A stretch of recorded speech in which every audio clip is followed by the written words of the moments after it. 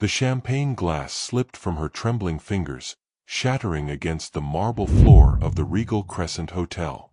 Crystal fragments scattered like falling stars while 300 wedding guests turned to stare. But Serafina Valmont wasn't looking at the mess.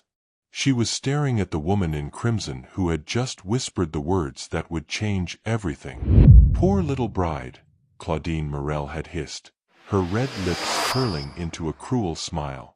"You think tonight makes you his? You'll never satisfy him the way I do." The ballroom fell silent except for the soft clink of settling glass.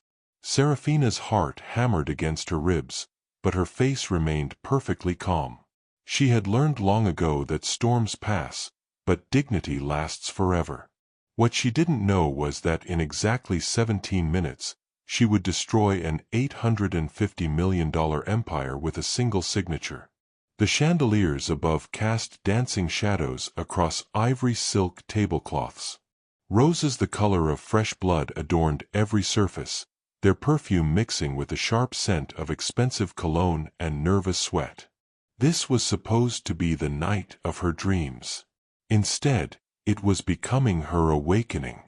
Damien Cale stood at the altar in his perfectly tailored tuxedo, his jaw sharp enough to cut glass and his confidence radiating like heat from a flame. To every guest in that room, he looked like the man every woman would kill to marry. Successful, powerful, untouchable. Hi viewers, kindly tell us where you're watching from and what time it is. Warm welcome to the family, enjoy the story. But Serafina had learned to read the spaces between words, the silences that spoke louder than promises. She saw how Damien's eyes never quite met hers when he spoke of forever. She noticed how his phone buzzed with messages he never explained. She watched him dismiss the hotel staff like they were invisible, treating kindness like weakness. The woman in crimson moved through the crowd like poison through water. Claudine Morel had skin like porcelain and hair like spilled ink, every curve of her body designed to steal attention. She wore confidence like armor and cruelty like jewelry. Her dress hugged her figure so tightly it seemed painted on, and her heels clicked against the marble with the precision of a countdown timer. "She's nothing special," Claudine whispered to a cluster of guests near the champagne fountain. "Plain. Boring. He'll be mine again before the honeymoon ends." Some guests gasped. Others pretended not to hear. A few leaned closer, hungry for scandal like vultures circling fresh meat. But Serafina remained steady, her mother's voice echoing in her memory like a prayer. "Never let the world harden your heart, sweetheart. True strength isn't in how loud you speak, but in how steady you stand." The violins played on, their melody sweet and haunting. White roses fell like snow from the cathedral ceiling. Everything looked perfect on the surface, like a painting in a museum. But underneath, something dangerous was building. Something that would make this night legendary for all the wrong reasons. Damien caught her eye and winked, his smile cocky and self-assured. He had no idea that his bride held the power to make or break fortunes. He saw her as delicate, ordinary, grateful to be chosen by someone like him. He thought he knew exactly who he was marrying. But Serafina Valmont had secrets that could move mountains. And in less than 20 minutes, the entire world would discover just how dangerous it was to underestimate a woman who had learned to hide her strength behind silk and smiles. The music swelled. The crowd held its breath. And somewhere in the shadows, a man in a charcoal suit stepped through the ballroom doors, carrying a leather briefcase that would change everything. What happens when the quiet bride finally decides she's heard enough? Will she break? Or will she break the game itself? The salt air stung her cheeks as 12-year-old Serafina ran along the rocky shore, her bare feet splashing through tide pools. She had no idea that 20 years later, she would be standing in a ballroom worth more than most people's houses, wearing a dress that cost more than her father's truck. Back then, life was simple. Her dad's carpentry shop smelled like sawdust and dreams. His hands were rough from years of shaping wood, but gentle when he tucked her into bed. Her mother taught literature at the local school, filling their tiny house with stories of heroes and villains, love and betrayal. "Money doesn't make you rich, sweetheart," her mother would say while braiding Serafina's hair. "Character does. Remember that when the world tries to tell you different."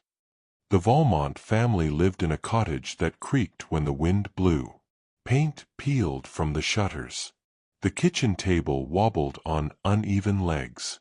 But love filled every corner like sunshine through old windows.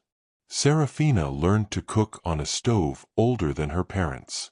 She did homework by lamplight when storms knocked out the power. She wore hand-me-down clothes that her mother altered with careful stitches and endless patience. Then cancer came like a thief in the night. Her mother's illness started small. A cough that wouldn't quit. Tiredness that sleep couldn't fix. By the time doctors found it, the disease had already claimed too much territory to surrender. Serafina watched her hero shrink day by day, her voice growing softer until it was barely a whisper. "Promise me something," her mother said on the last night, her fingers cold and fragile as bird bones. "Never let the world harden your heart. True strength isn't in how loud you speak, but in how steady you stand." Those words became Serafina's compass through the storm that followed. Her father tried to hold everything together, but grief had claws that wouldn't let go. The carpentry shop closed. Bills piled up like autumn leaves. At 16, Serafina worked 3 jobs just to keep the lights on. She cleaned offices before school. She waited tables after class. She studied by moonlight and slept when exhaustion finally won. But she never complained. Her mother's voice echoed in her heart, reminding her that diamonds are made under pressure. The college acceptance letters arrived like unexpected gifts. Full scholarships to schools she'd only dreamed of attending. Her teachers had noticed what others missed. The quiet girl in the back row had a mind sharp enough to cut steel. She studied business and economics like they were treasure maps, understanding that knowledge was the only inheritance that couldn't be stolen. What nobody knew was that her mother's family had secrets deeper than ocean trenches. Her grandfather had built Valmont Global Enterprises from nothing, turning a single shipping company into an empire that touched every continent. When her parents died in a car accident during her senior year of college, lawyers appeared with documents that changed everything. Overnight, Serafina became the sole heir to a fortune worth $850 million. But instead of champagne and designer clothes, she chose silence. She lived in the same tiny apartment. She wore the same simple dresses. She let the world think she was ordinary while she quietly used her inheritance to build schools in forgotten villages and fund scholarships for kids who reminded her of herself. Money was just a tool. Character was everything. Now, standing in this ballroom full of people who measured worth in dollar signs, she wondered if she'd been hiding too well. Would Damien have chosen her if he'd known the truth from the beginning? Damien Cale's story began in a house where dreams went to die. His father sold used cars from a lot covered in rust and false promises. His mother worked double shifts at the hospital, her scrubs stained with other people's pain and her own exhaustion. They were good people trying to build something from nothing, but Damien watched his classmates drive past in cars worth more than his family's house, and something bitter took root in his chest. He was tired of being nobody. Tired of worn-out shoes and hand-me-down clothes. Tired of watching other kids get everything while he got nothing but empty pockets and empty promises that hard work would pay off someday. So he decided to take what the world wouldn't give him. By 25, Damien had clawed his way into real estate like a man climbing out of quicksand. He bought his first property with borrowed money and pure desperation. Fixed it up with his own hands. Sold it for double what he paid. Then he did it again. And again. Each deal made him hungrier. Each success fed the monster growing inside him. He learned to read people like road maps, finding their weaknesses and exploiting them with surgical precision. He could charm money from a miser and convince a grandmother to sell her family home. His smile was a weapon. His handshake was a trap. His word was worthless unless it served his interests. Soon, skyscrapers bore his name in letters tall enough to be seen from space. He wore suits that cost more than most people's cars. He drove machines that purred like predators. He lived in a penthouse that floated above the city like a throne in the clouds. But it wasn't enough. It was never enough. Damien needed more than money. He needed status. He needed respect. He needed people to look at him and see everything he'd never been allowed to be as a kid. So he started collecting trophies, the most expensive watches, the fastest cars, the most beautiful women. That's when he met Claudine Morel at a charity auction where neither of them cared about charity. She was fire in human form, all curves and danger and promises whispered in dark corners. She made him feel powerful in ways that money never could. She was his secret, his addiction, his reminder that he could take whatever he wanted. Then he met Serafina at a coffee shop near the university library, and everything shifted like tectonic plates. She was different. Quiet where Claudine was loud. Gentle where the world was sharp. She looked at him like he was worth something beyond his bank account. She listened when he talked about his dreams of touching the sky. She made him remember what it felt like to be human instead of just hungry. So he decided to marry her. Not because he loved her. Love was a luxury he couldn't afford. But because she would make him look good. Because she was the kind of woman who would make people forget where he came from. Because she seemed safe, controllable, grateful. He never asked about her family or her past. He assumed she was ordinary, maybe even lucky to catch someone like him. He kept Claudine as his secret flame while planning to use Serafina as his public face. He thought he had it all figured out. What he didn't know was that his bride held the power to destroy everything he'd built with a single word. The merger with Valmont Global had been his biggest dream. He'd heard whispers about the company, rumors of wealth beyond imagination. He'd spent months trying to get a meeting, desperate to prove he belonged at their table.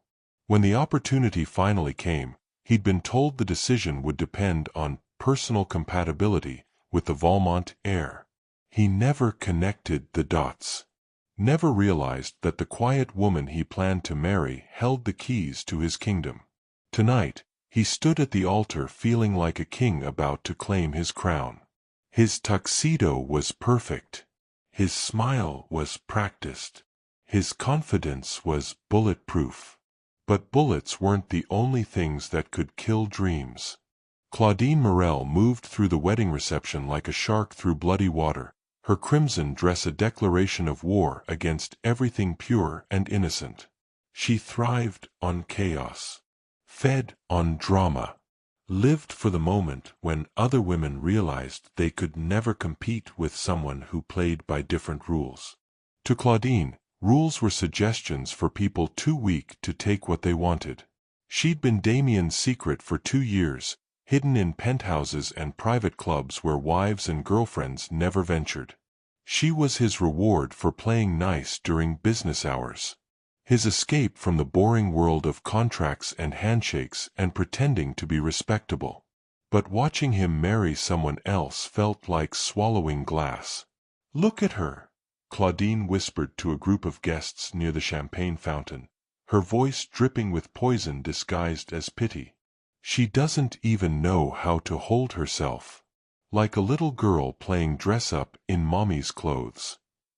The women around her shifted uncomfortably. Some looked away. Others leaned closer, hungry for gossip like addicts seeking their next fix. Weddings brought out the worst in people, and Claudine knew exactly how to exploit it. She studied Serafina like a predator studying prey. The bride was beautiful in that annoying, effortless way that didn't require makeup artists or plastic surgeons.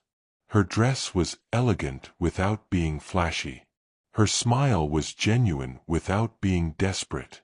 Everything about her screamed wholesome and boring and temporary. Claudine had dealt with wives before. They usually crumbled under pressure, dissolved into tears and accusations that could be easily dismissed. But this one was different. This one stood like she was made of steel wrapped in silk.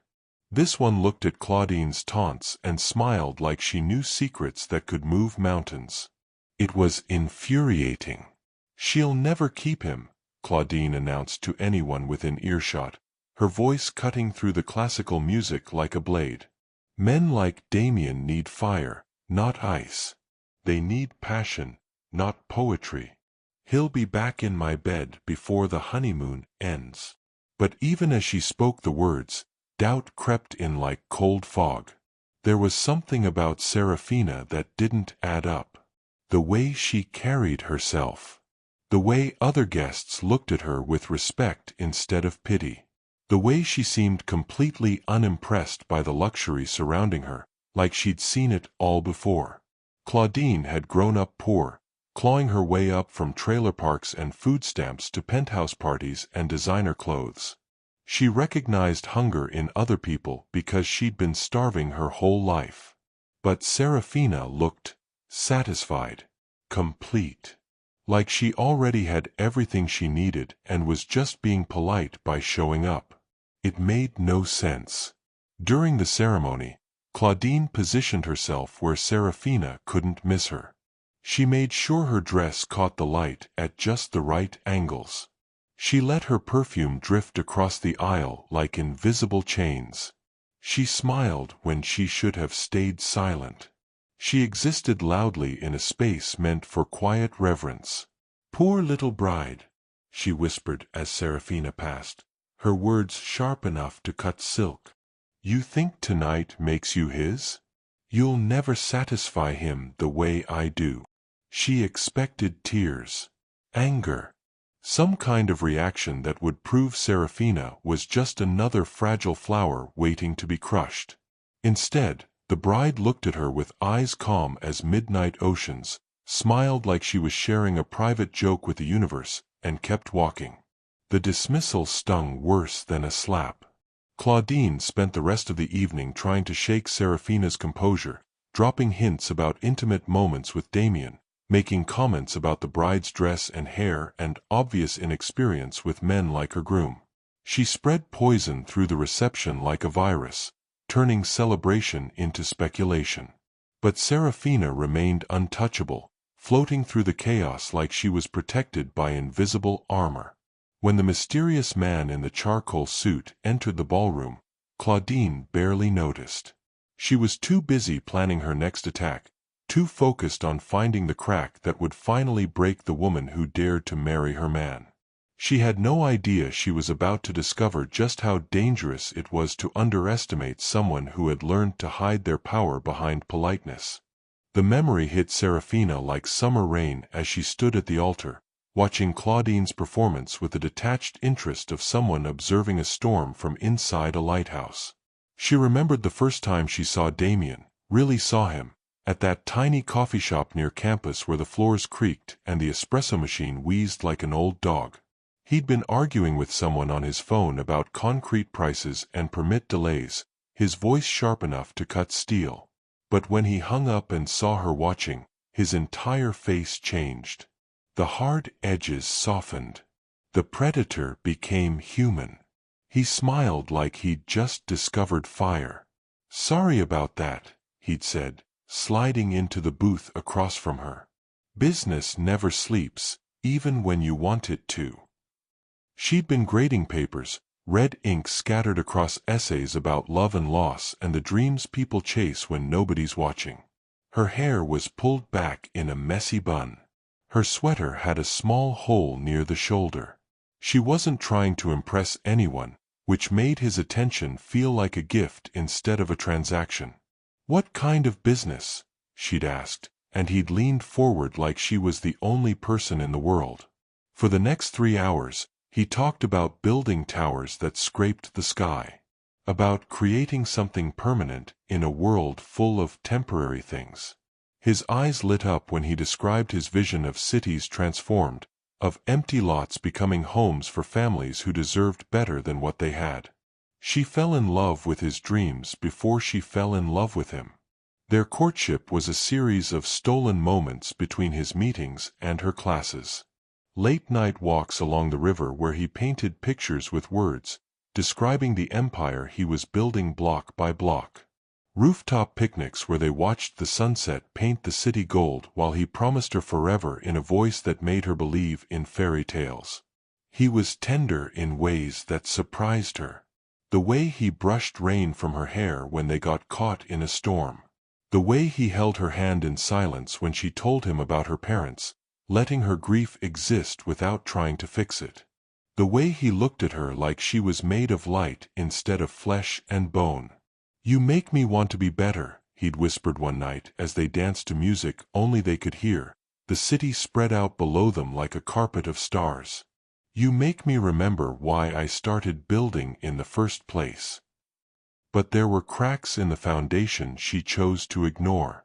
The way his voice changed when he talked to waiters, sharp and dismissive like they were inconveniences instead of people. The way his phone buzzed with messages at odd hours, messages he'd silence without explanation. The way he sometimes looked right through her when she was talking, like she was background noise in his more important thoughts. She told herself love could change a man. That the tender moments were real and the cruel ones were just stress from building an empire. She made excuses for behavior that should have been deal-breakers because she wanted to believe in the version of him that existed in coffee shops and on rooftops under starlight. The engagement ring was beautiful and expensive, a diamond so large it caught light from impossible angles. He'd proposed on the same rooftop where they'd shared their first kiss, the city sprawled beneath them like he owned it all. "I want to give you everything," he'd said, sliding the ring onto her finger with hands that shook slightly. "I want to build you a castle in the clouds and fill it with everything you've ever dreamed of." She'd said yes because she loved who he could become. Because she believed the man who whispered poetry in the dark was stronger than the man who treated kindness like weakness. Because sometimes love makes you blind to everything except hope. But standing at this altar now, watching Claudine flaunt their affair like a trophy, Serafina realized she'd been in love with a ghost. The real Damien Kale was the one who kept mistresses and made promises he never intended to keep. The real Damien was the one who saw her as a stepping stone to something bigger, something better, something more useful than love. The minister was speaking about commitment and faithfulness, words that felt like mockery in the face of Claudine's crimson dress and knowing smiles. The congregation waited for vows that would seal a lie. The chandeliers cast dancing shadows that looked like question marks against the walls. Serafina's hand moved instinctively to the simple locket around her neck, hidden beneath silk and pearls. Inside was her mother's picture and the words that had carried her through every storm. "True strength isn't in how loud you speak, but in how steady you stand." She was about to discover just how steady she could be when the world tried to break her. Because in less than 10 minutes, a man with a briefcase would walk through those doors and change everything she thought she knew about power, revenge, and the price of dignity. But first, she had to decide, was she going to break, or was she going to break the game itself? The crystal chandelier above them began to sway slightly, as if the building itself could feel the tension crackling through the air like electricity before a storm.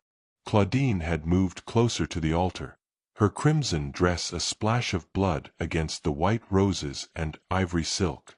She was no longer content with whispered insults from the sidelines.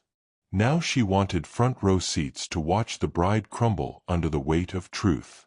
"He never told you about our apartment, did he?" Claudine's voice carried just far enough to reach the first 3 rows of guests.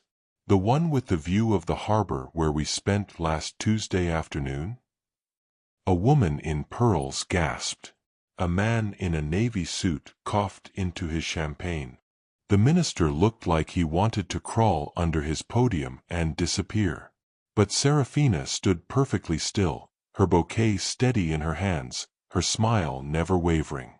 It was that smile that drove Claudine wild with frustration. "Tell them about the birthmark on your shoulder blade," Claudine continued, her voice rising like a crescendo. "The one shaped like a crescent moon that only someone very close would know about." Damien's face went white as fresh snow. His confident grin cracked like ice in spring. He reached for Serafina's arm, but she stepped away from his touch like he was made of fire. "Serafina, I can explain," he started, but his voice sounded like a drowning man calling for help. The wedding guests were no longer pretending not to listen. 300 pairs of eyes bounced between the bride, the groom, and the woman in red like they were watching a tennis match made of shattered dreams.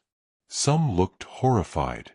Others seemed thrilled by the drama unfolding before them like a soap opera come to life. But Serafina's expression never changed. She looked at Claudine the way someone might look at a child throwing a tantrum in a grocery store, with patience wrapped around disappointment, understanding mixed with pity. "Are you finished?" Serafina asked, her voice so calm it cut through the chaos like a knife through silk. Claudine blinked, caught off guard by the lack of tears or screaming, or any of the reactions she'd been expecting. What? "I asked if you were finished making a fool of yourself in front of 300 people," Serafina continued, her tone gentle but unmovable as mountains. "Because if you are, I'd like to get back to my wedding." The dismissal hit Claudine like a physical blow. Her perfect composure cracked, revealing the desperate woman underneath all that designer armor. She'd thrown her best punches and hadn't even made her target flinch. That's when the doors at the back of the ballroom opened with a sound like thunder. A man in a charcoal suit walked in, carrying a leather briefcase that seemed to glow under the chandelier lights. He moved with the quiet authority of someone who had never needed to raise his voice to be heard. His hair was silver, his eyes were sharp as cut glass, and his presence filled the room like smoke. The conversations died. The music stopped. Even the servers froze with their trays half-raised, sensing that something monumental was about to happen. Serafina turned toward the newcomer, and for the first time all evening, her perfect mask slipped. Not with fear or surprise, but with something that looked almost like relief. "Mr. Hollister," she said, her voice carrying across the silent ballroom like a bell. "I wasn't expecting you tonight." The man smiled, but it wasn't a warm smile. It was the smile of someone who held cards nobody else knew existed. "Forgive the intrusion, Miss Valmont, but there are matters that require immediate attention." Damien frowned, confusion replacing panic on his face. "Who the hell are you, and what are you doing at my wedding?" Mr. Hollister looked at him the way someone might look at an insect they'd found in their salad. "I'm someone who deals in truth, Mr. Cale. And tonight, the truth needs to be told." What truth could possibly be more explosive than a mistress crashing a wedding? What secret had Serafina been hiding behind her gentle smiles and quiet grace? Mr. Hollister set his briefcase on the gift table with the precision of a surgeon placing his instruments. The click of the latches opening sounded like gunshots in the absolute silence that had fallen over the ballroom. "Ladies and gentlemen," he began, his voice carrying to every corner of the room without effort. "I apologize for this interruption, but legal matters wait for no one, not even fairy tale weddings." He pulled out a folder thick with documents, each page crisp and official and heavy with the weight of secrets about to be revealed. The chandeliers cast shadows across the papers that looked like prison bars made of light. "Allow me to properly introduce the bride," Mr. Hollister continued, turning to face the crowd with the authority of a judge delivering a verdict. Miss Serafina Valmont, sole heir and majority shareholder of Valmont Global Enterprises, currently valued at $850 million. The silence that followed was so complete you could have heard a pin drop on Mars. Then the ballroom exploded into chaos. Gasps echoed off the marble walls like gunshots. Champagne flutes slipped from nervous fingers, shattering against the floor in a symphony of broken crystal. Guests turned to their neighbors with wide eyes and dropped jaws, whispering urgently like they were sharing state secrets. Claudine's face went through a rainbow of emotions: confusion, disbelief, horror, and finally a sickly shade of green that matched her sudden nausea. She'd spent the evening mocking one of the richest women in the country, treating her like a nobody while she herself was nothing more than a pretty face with expensive taste and borrowed time. But it was Damien's reaction that cut deepest. His confident mask didn't just crack, it shattered completely, revealing the desperate, calculating man underneath. His eyes darted between Serafina and Mr. Hollister like a cornered animal looking for an escape route that didn't exist. 800. He whispered, his voice barely audible over the crowd's shocked murmurs. "You never told me. I thought you were ordinary." Serafina finished for him, her tone carrying the sharp edge of disappointment mixed with something that might have been pity. "Poor. Grateful to catch someone like you." The truth was written across his face like graffiti on a wall. He had thought exactly that. He'd married what he believed was a nobody because she would make him look good, make him appear stable and respectable to business partners who valued family men over bachelors. He'd never loved her. He'd collected her like he collected everything else, as a symbol of his success, a trophy to display when it served his purposes. The merger, he breathed, pieces of the puzzle finally clicking together in his mind. The deal with Valmont Global, that was you. That was always you. Serafina nodded once, a movement so slight it barely disturbed the air around her. "The deal my company has been considering with Kale Real Estate Holdings." "Yes, that was me." Mr. Hollister cleared his throat, drawing everyone's attention back to the documents in his hands. "Which brings us to why I'm here tonight. Miss Valmont, the merger contracts require your signature by midnight to proceed as scheduled." He held out an expensive pen, its silver surface catching the light like a blade. The entire future of Damien's empire balanced on the tip of that pen, on the signature of the woman he'd betrayed and humiliated and taken for granted. Serafina looked at the pen, then at Damien, then at Claudine, who was backing toward the exit like she wished she could disappear into the wallpaper. The bride's expression was calm as deep water, but underneath that surface, currents of decision were swirling like whirlpools. "There's something I need to say first," Serafina announced, her voice carrying across the ballroom with quiet authority. "Something that needs to be understood by everyone in this room." She took the pen from Mr. Hollister's hand and held it like she was weighing the very concept of justice itself. What was she going to do? Sign the deal and forgive everything? Destroy Damien's empire with a simple refusal? Or was there a third option that nobody had seen coming? Serafina held the pen like it was made of lightning, its silver surface reflecting the chandelier light in patterns that looked almost like tears. But her eyes were dry, clear, focused with the intensity of someone who had finally found their moment of truth. "I want everyone here to understand something," she began, her voice carrying across the silent ballroom like a stone dropped into still water, creating ripples that would reach every corner. "This isn't about money. It's not about business deals or corporate mergers or any of the things that some people use to measure worth." She looked directly at Damien, who stood frozen at the altar like a deer caught in headlights. His perfect tuxedo suddenly looked like a costume, his confident posture crumbled like a house of cards in a hurricane. This is about respect. About loyalty. About the basic human decency that should exist between two people who promise to love each other until death do them part. Her voice never rose above conversational level, but it filled the room with the power of absolute conviction. This wasn't anger speaking, it was disappointment so deep it had turned into something stronger, something unbreakable.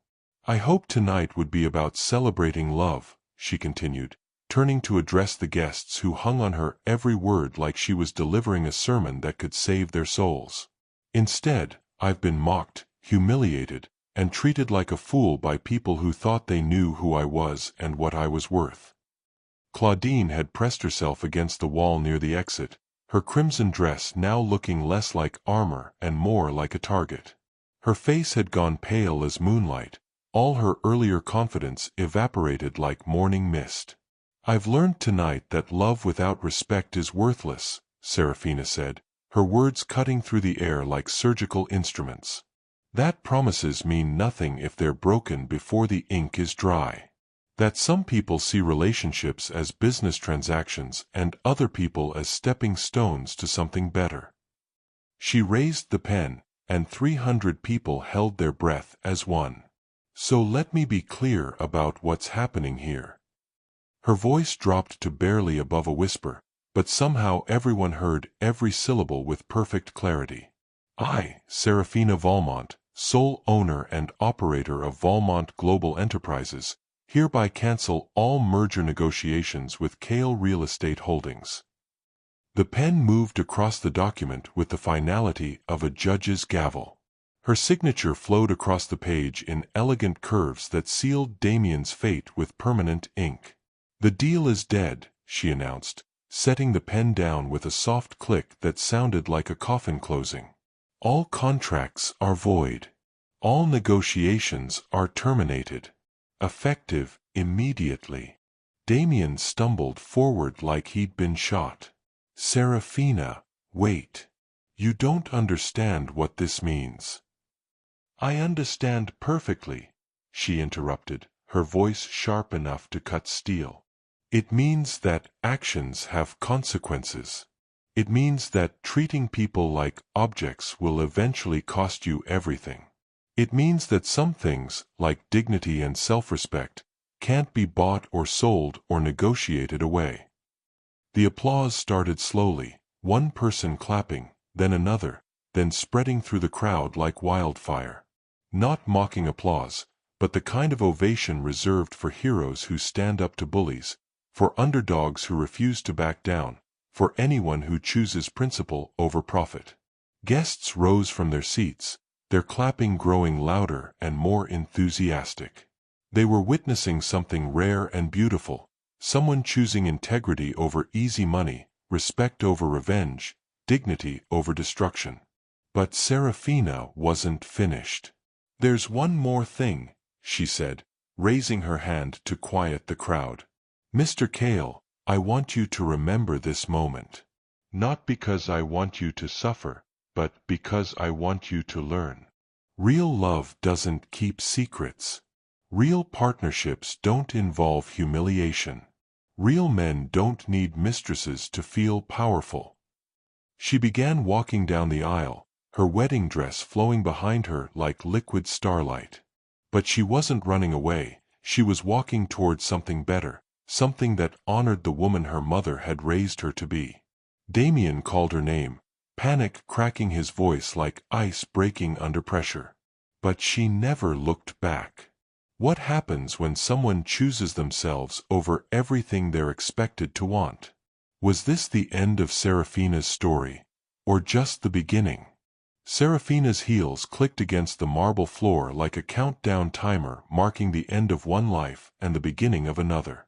Her wedding veil flowed behind her like a banner of freedom, catching the chandelier light and throwing rainbows across the walls. She didn't run. She didn't storm out in anger or collapse in tears. She walked with the measured grace of someone who had finally found their true north, someone who understood that sometimes the bravest thing you can do is simply refuse to accept less than you deserve. Behind her, Damien's voice cracked like breaking glass. "Serafina, please. We can work this out. I can explain everything." But explanations were for people who made mistakes, not people who made choices. And Damien had chosen Claudine's fire over Serafina's steady warmth. He'd chosen secrets over honesty, excitement over loyalty, conquest over partnership. Some choices couldn't be undone with pretty words and desperate promises. The wedding guests parted before her like the Red Sea, their faces showing a mixture of awe and admiration. A few women wiped tears from their eyes, not tears of pity, but tears of recognition. They saw themselves in her courage, saw their own dreams of standing up to men who treated them like accessories instead of partners. "That's how it's done," whispered an older woman in pearls to her husband, who was clapping so hard his hands had turned red. "About time someone showed that boy what real class looks like," added a gentleman in a silver tie, nodding his approval. Even the servers had stopped working to watch her exit. The musicians set down their instruments. The photographers lowered their cameras. This wasn't a moment to be captured, it was a moment to be experienced, to be remembered, to be shared in whispers and stories for years to come. Claudine had managed to slip out a side door, her crimson dress disappearing like spilled wine being cleaned up. She'd gotten what she wanted, the destruction of Serafina's marriage, but she'd also gotten something she didn't expect, the knowledge that she'd unknowingly declared war on someone far more powerful than she'd ever imagined. Mr. Hollister fell into step beside Serafina as she reached the ballroom doors. "The cars are waiting, Miss Valmont. Shall I have them take you home?" She paused at the threshold, looking back one last time at the fairy tale that had turned into a nightmare. Damien stood at the altar like a man watching his empire burn, his perfect tuxedo wrinkled, his confident mask completely gone. The wedding arch still stood, decorated with white roses that would wilt and die, just like the promises that were supposed to be made beneath them. "Not home," she said quietly. "Take me to the office. We have work to do." Because that's who Serafina Valmont really was, not a woman who ran away from problems, but someone who turned them into solutions. Not someone who let betrayal make her bitter, but someone who let it make her stronger. The limousine door closed behind her with a soft whisper, sealing her away from the chaos she was leaving behind. Through the tinted windows, she watched the hotel grow smaller and smaller until it was just another building in a city full of them. Her phone buzzed with text messages, friends who'd heard the news, business partners who wanted to discuss new opportunities, reporters who smelled a story that would sell newspapers for weeks. But she ignored them all. There would be time for explanations later. Time for interviews and statements and careful PR management. Time to turn this scandal into a teaching moment, this betrayal into a bridge to something better. For now, she just wanted to sit in the quiet darkness and remember her mother's words. True strength isn't in how loud you speak, but in how steady you stand. She had stood steady tonight. She had chosen dignity over destruction, principle over profit, self-respect over revenge. And somehow, losing everything she thought she wanted had made her feel more powerful than she'd ever felt in her life. But was this really the end? Or was life about to offer her something even better than what she'd walked away from? 6 months later, Serafina stood in a schoolyard in rural Montana, watching children pour out of a brand-new building that smelled like fresh paint and possibility.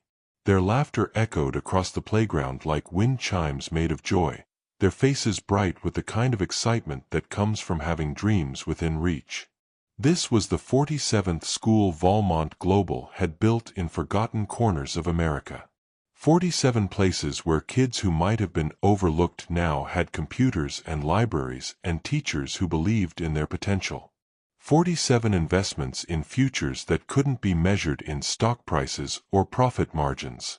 This was what wealth was really for. Her assistant approached with a tablet full of reports and updates. "The scholarship program is ahead of schedule," she said, scrolling through endless lists of names and numbers. "We're funding education for over 2,000 students this year, with applications still pouring in." Serafina nodded, but her attention was caught by a little girl with pigtails who was struggling with the monkey bars. Without hesitation, she walked over and lifted the child up, holding her steady while small hands found their grip. "There you go," Serafina said softly. "Sometimes we all need a little help reaching the next bar." The girl beamed and swung across successfully, her triumph echoing in delighted giggles that made every difficult decision of the past 6 months feel worthwhile. "Miss Valmont." A deep voice called her name, and she turned to see a man approaching across the playground. He wore jeans and a flannel shirt, his hands dusty from honest work, his smile genuine as sunrise. This was David Chen, the architect who designed not just these schools but a dozen other projects that put people before profit. He'd been in her life for 3 months now, appearing first as a business partner, then as a friend, and finally as something that felt suspiciously like hope wearing work boots and rolled-up sleeves. "The community center groundbreaking is next week," he said, falling into step beside her as they walked toward the parking lot. "The whole town's excited. I think Mrs. Henderson is planning to bake enough pies to feed a small army." Serafina laughed, a sound that would have surprised anyone who remembered the quiet bride from that disastrous wedding night. This laugh was fuller, richer, unguarded. It was the laugh of someone who'd stopped performing for other people and started living for herself. "How's the kale situation?" David asked quietly, his voice carrying the kind of concern that came from caring about someone's happiness more than their bank account. She glanced at the newspaper folded under his arm, where Damien's face stared out from the business section under a headline about bankruptcy proceedings and federal investigations. The empire he'd built on other people's backs was finally collapsing under its own weight. "Karma has a way of balancing the books," she said simply. "I don't take pleasure in his downfall, but I don't lose sleep over it either." What she didn't mention was the letter she'd received from Claudine 3 weeks ago, a rambling apology that reeked of desperation and legal coaching. Apparently, being known as the mistress who destroyed an $850 million deal wasn't as glamorous as she'd imagined. Fashion photographers and party planners had mysteriously stopped returning her calls.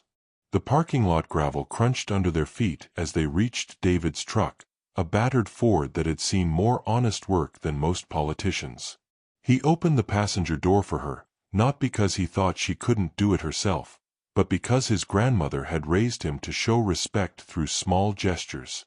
"Dinner tonight?" he asked, his voice carrying a hint of nervousness that made her heart flutter like a teenager with her first crush. "I'd like that," she replied, meaning it in a way she'd forgotten was possible. As they drove away from the school, past fields of wheat that stretched toward mountains that touched the sky, Serafina realized something profound. She'd spent years thinking happiness came from being chosen by someone else. But real joy came from choosing yourself first.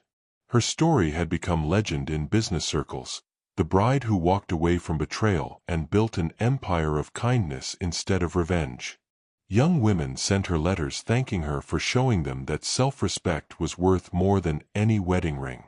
Executives quoted her in boardroom meetings about the power of integrity over profit. But the best part wasn't the fame or the respect or the knowledge that she'd inspired others to demand better for themselves.